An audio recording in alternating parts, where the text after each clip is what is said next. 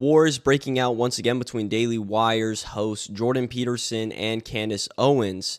This debacle went down on Twitter after Jordan Peterson called Nick Fuentes a rat and then his daughter, Michaela Peterson, called for censorship on X. And it left a lot of people, including Candace, wondering what happened to Jordan Peterson. So Candace releases the video and it gets almost 500,000 views, 27,000 likes, and she's asking, is Jordan Peterson okay?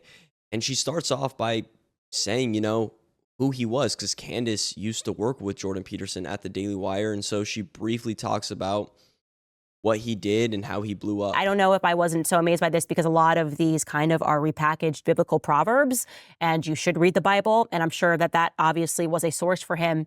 But I was really, I guess, taken aback by the male response to it in a way that was meaningful for me. I actually learned a lot because I realized that a lot of men were feeling disordered. I recognized that for men to have the response that they did, clearly something was missing in their lives. And I was glad that they had this male example to say, hey, listen, this is a little thing, but make your bed. Make your bed in the morning because it means something to make your bed. Stand up straight, kind of notoriously walk like a lobster, like have some self-confidence, have some self-respect. And again, it made me reflect on just how far feminism had gotten, that we were making men feel so deflated that it took just one man, a professor, to stand up and say, hey, you don't have to feel that way, and your life should have purpose, and your life should have meaning, and you should do things that give your life purpose and give your life meaning. So I was like, kudos, love it. And as I said, I got to meet him multiple times. I've spoken at events with him, and I was very impressed with him.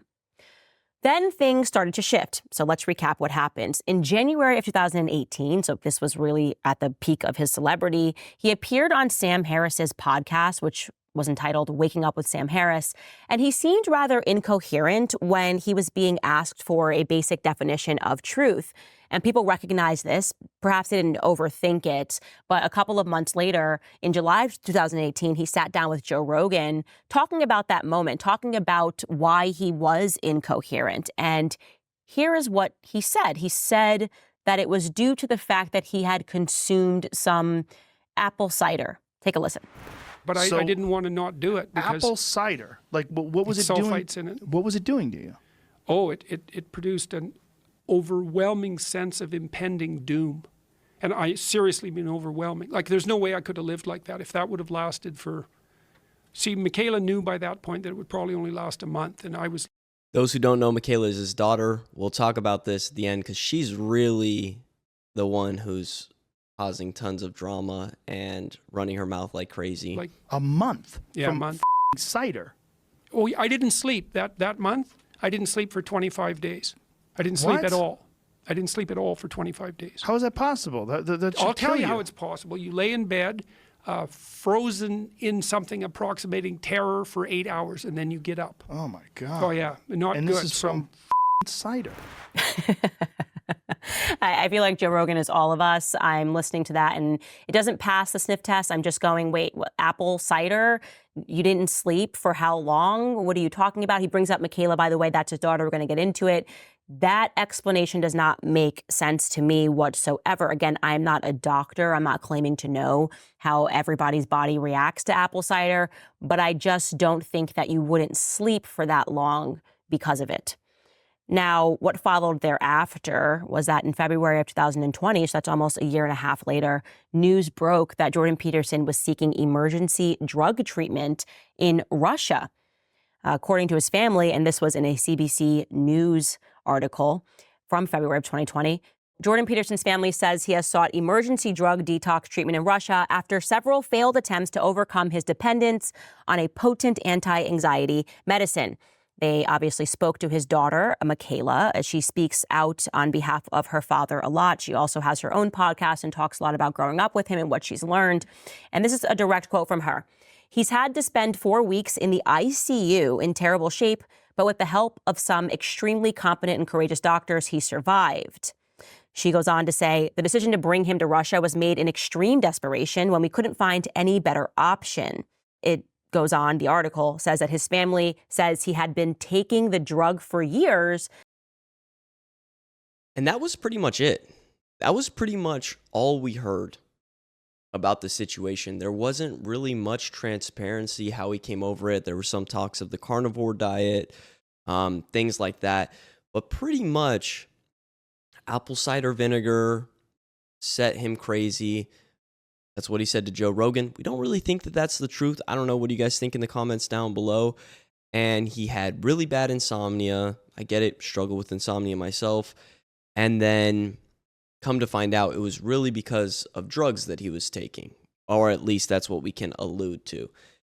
So then he just disappears for a couple years. Comes back. Has a deal with Daily Wire, and it's almost like nothing happened. Remember, this is in 2018. It's 2024 now. This is 6 years later. And so Candace was at Daily Wire when Jordan Peterson was at Daily Wire. And you guys know Candace Owens left Daily Wire because she got fired by Ben Shapiro and Jeremy Boring. Now, Candace Owens is reporting on what had happened with Jordan Peterson calling another person a rat, dehumanizing another person because of their political beliefs, because of their ideology, saying that they are a psychopathic rat. Now, this person had responded, said, "You don't even know me. You don't know who I am. How are you going to call me a rat?" His daughter chimes in and says that these people need to be censored. They need their freedom of speech removed.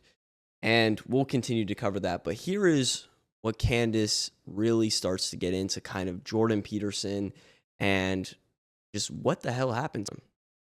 So parking aside the fact that it's written in sonnet form, which is something that I don't quite understand why he's doing that, Jordan Peterson has built himself as somebody who is calm, who is rational, who relies on logic, who is a person who believes in radical free speech. He's now coming to the aid of his daughter and essentially doubling down on calling, this is again a 62-year-old man, calling a 24-year-old a rat. And what is the reason, by the way? Because we should also say what is it that Nick Fuentes said that garnered that response from Jordan Peterson. And Nick Fuentes wrote one word on Twitter. He wrote Jews. Now, what was that in response to? Well, somebody asked the question. We know that Joe Biden is not in control of the White House, so who is in control of the White House? And Nick Fuentes wrote a one-word response, Jews. He's saying Jews are in control of the White House, and that garnered a response from Jordan Peterson calling him a psychopathic rat. Now, we all know that Nick Fuentes has branded himself as somebody who expressly hates Zionism. He expressly hates Israel.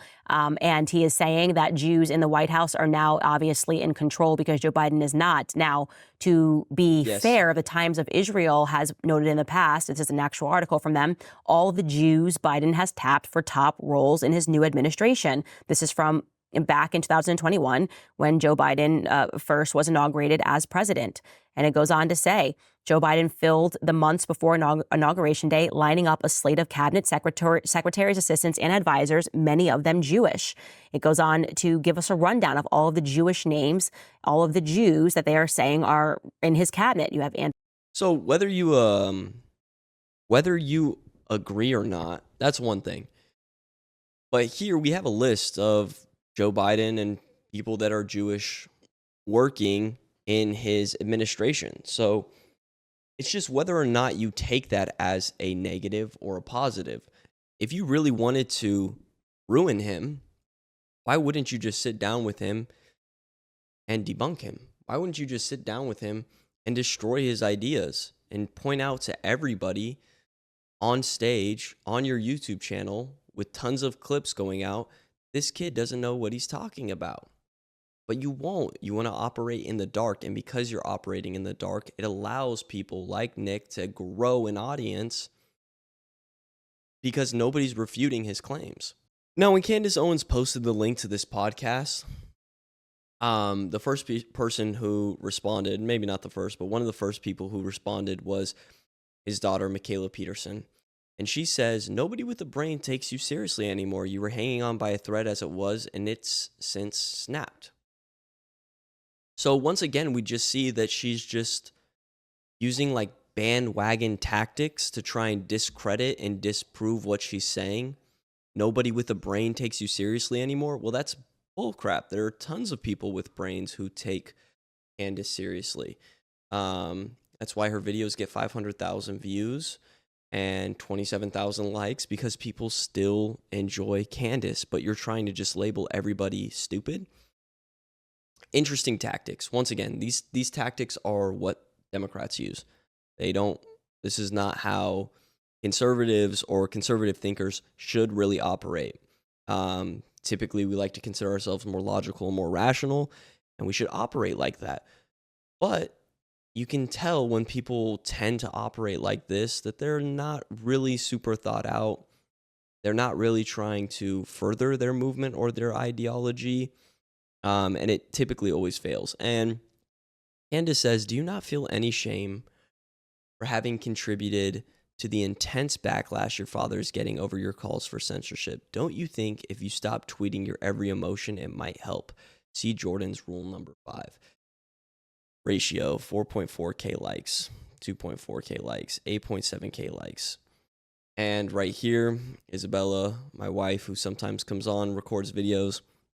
We have this Nick 1, and it's just this image. Yes, I think Nazis on X equating Jews with rats and using hashtags like Phil should have more content moderation and censorship. No, I'm not retracting that statement. And then we have her father calling him a psychopathic rat. And she responds, again, there's a differentiation between referring to an entire population of people as filth/rats and referring to a rat-like human as a rat. Hard to differentiate. I get it. Once again, 11,000 likes, this 327, 187, she's getting ratioed. People are not agreeing with her. And the issue here that I tend to have is that typically people who agree with censorship, who agree with leftist ideology, tend to put a lot of emphasis on the individual.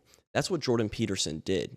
He didn't say men in general need to do this. He put a lot of emphasis on the individual man. What does the individual man need to do? Make your bed. The individual man needs to have better posture. The individual man needs to do X, Y, Z. They didn't focus on the collective. They focused on the individual. Now, typically when you focus on the individual, when people refer to a collective group, they aren't taken seriously.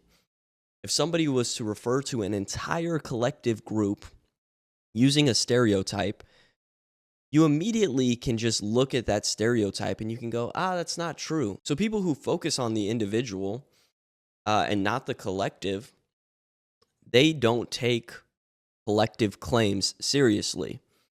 So people with liberal ways of thinking, like Jordan Peterson, like Michaela Peterson, should see that and they should just be like, well, I know tons of Jews who, aren't running the country, right? I know tons of Jews who aren't doing X, Y, Z. So this is stupid to say that this is all Jews. Nobody's saying that. Nobody's refuting it by saying individualism.